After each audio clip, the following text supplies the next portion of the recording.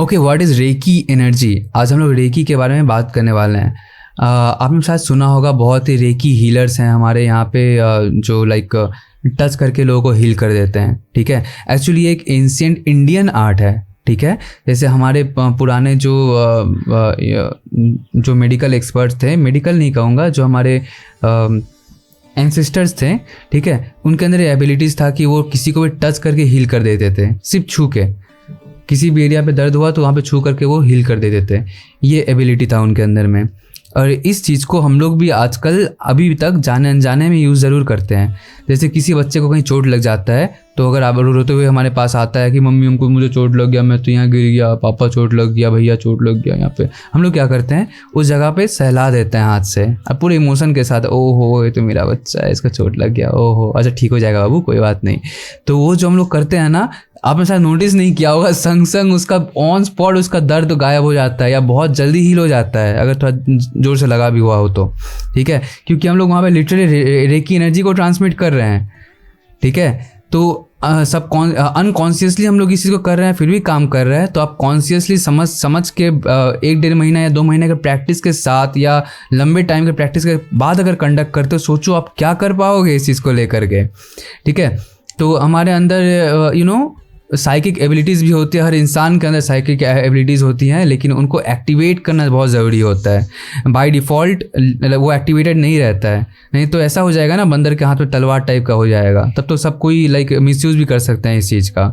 तो पहले अपनी अपने अंदर का माहौल को थोड़ा क्लिनजिंग करना ज़रूरी है, ताकि कहते हैं ना, great power come with great responsibilities, like that. ये भी एक तरह का ग्रेट पावर ही है, जो रिस्पॉन्सिबिलिटीज़ के साथ आती है। अगर आप इररिस्पॉन्सिबल हो तो आपके पास ये पावर नहीं आएंगी।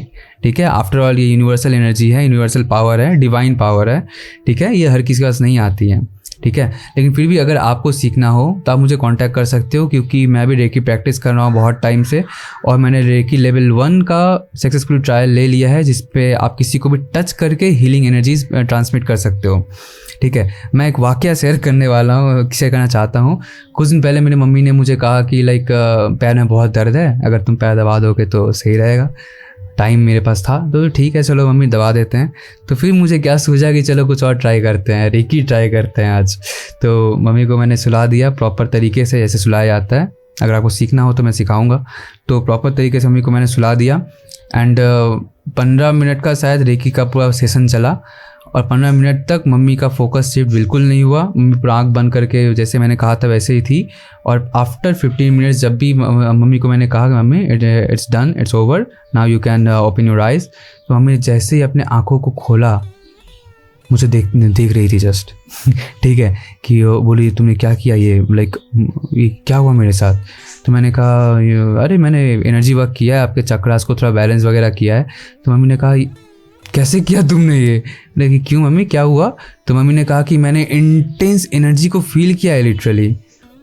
जब भी तुम भी कुछ भी एक्टिविटीज़ कर रहे थे मेरे ऊपर में, हल्का हल्का टच कर रहे थे, मैं लिटरली बिल्कुल स्किन पे टच नहीं कर रहा था, स्किन के कुछ इंचेस ऊपर थे, स्किन के कुछ इंचेस ऊपर था, मैं स्किन को पूरा टच नहीं कर रहा था।